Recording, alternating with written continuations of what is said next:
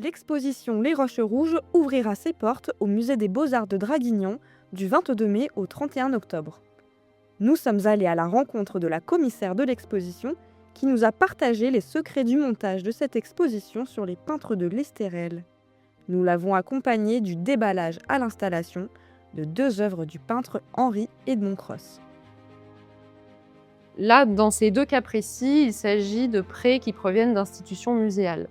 La règle pour un musée, c'est avant de prêter l'œuvre, de réaliser ce qu'on appelle un constat d'état. Donc, on va noter les altérations remarquables sur l'œuvre avant tout transport. Une fois que l'œuvre arrive chez nous, on va contresigner ce constat, regarder s'il n'y a pas eu d'altération nouvelle pendant son transport. Et tout ça est scrupuleusement noté pour justement avoir la fiche d'identité à chaque étape de l'œuvre. Donc, c'est rare que les œuvres arrivent en mauvais état quand elles proviennent d'institutions. Et de toute façon, on vérifie la qualité et la sanitaire en fait, de l'œuvre avant de valider le prêt. Sinon, elle fait l'objet d'une restauration.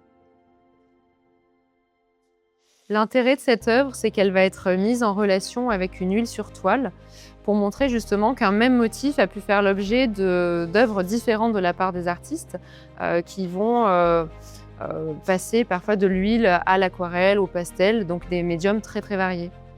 Alors là, il s'agit d'une aquarelle, c'est-à-dire une œuvre sur papier, ce qu'on appelle nous les arts graphiques. Et elle est sous verre parce qu'elle est plus fragile à la lumière.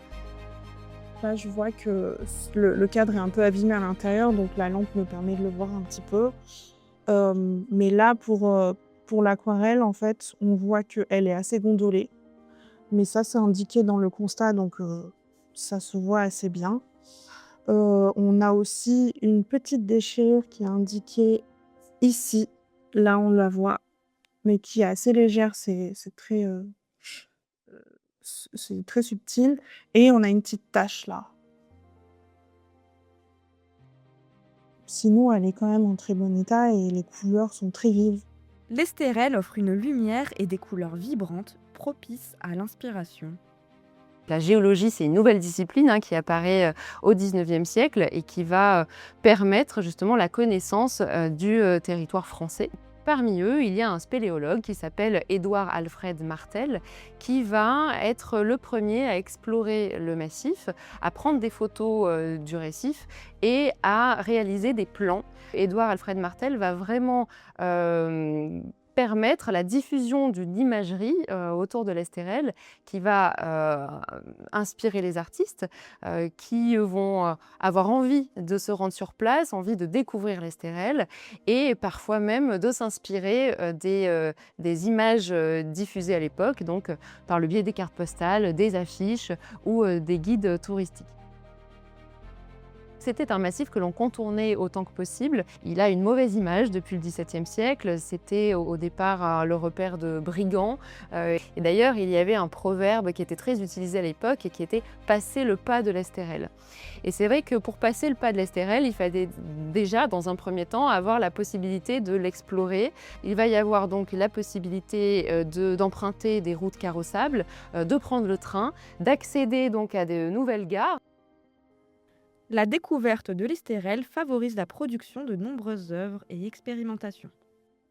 On a 2 œuvres qui ont été peut-être réalisées au même moment. On a du mal à dater l'huile sur toile, mais en tout cas, elle représente un même motif, mais saisi quand même avec une gestuelle assez différente, puisque là, on sent que les traits, les virgules sont plus resserrés, tandis que là, il y a vraiment une largesse dans le mouvement de la main du peintre. Ce qui est intéressant avec cette aquarelle, c'est que ça montre la liberté de la gestuelle de l'artiste, qui est Henri Edmond Cross, puisqu'on voit qu'il commence son dessin par de fins traits de contour au crayon à papier. Et ensuite, il va compléter l'œuvre avec donc de l'aquarelle. Et on sent notamment sur cette zone-là qu'il dépasse, qu'il mord sur les contours, puisque la vague vient mordre le rocher et ne suit pas la ligne qui a été dessinée. Et on voit que l'aquarelle Donc la couleur prend le pas sur le dessin. Et c'est en fait finalement quelque chose que vont reprendre beaucoup d'artistes. Le fait de faire une ode à la couleur, au contraste chromatique très vif et très contrasté, et délaisser peut-être plus le trait.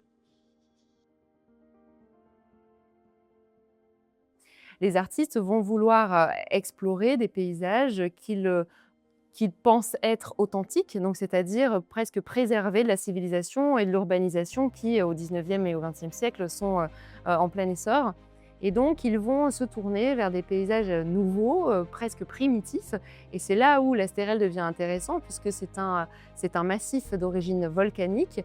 Et en le regardant, on a vraiment l'impression que le paysage n'a jamais bougé. Alors, c'était le cas peut-être au XXe siècle, parce que les villas étaient encore rares et le paysage était finalement assez dépeuplé. On a quand même ce sentiment d'un paysage vraiment presque antiquisant, d'un âge d'or où la figure peut vivre en harmonie et où l'humanité trouve sa place.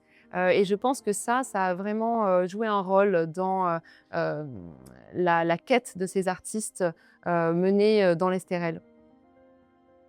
L'exposition estivale sera accompagnée de nombreux événements, à commencer par toute une programmation lors du week-end inaugural du 23 et 24 mai. Un dispositif ludique et numérique, estéréel, pour s'immerger dans l'exposition, sera à retrouver au musée. Paraît un peu audacieux. Attends, tu me mets de l'autre côté, comme ça tu vois avec... À 155. Ouais, à peu près, mais là c'est juste pour voir l'effet, non ça va pas. Et mettez-vous tous les deux côte à côte. Oui, bah, c'est comme C'est ça mieux. qu'on va procéder.